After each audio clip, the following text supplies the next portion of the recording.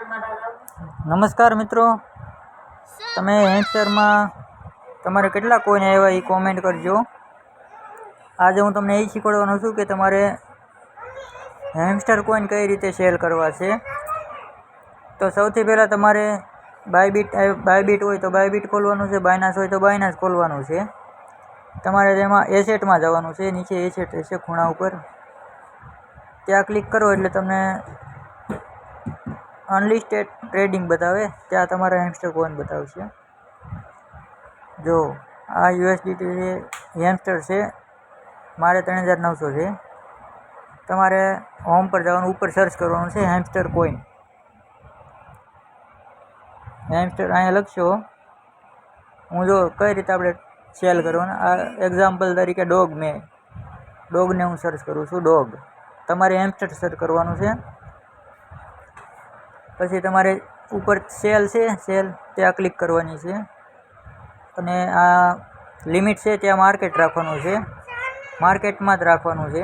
અને આ સેલમાં કરીને પૂરેપૂરું કરી નાખવાનું છે, એટલે તમારી ઉપર યુએસડીટી બતાવશે કે એટલા યુએસડીટી આવશે.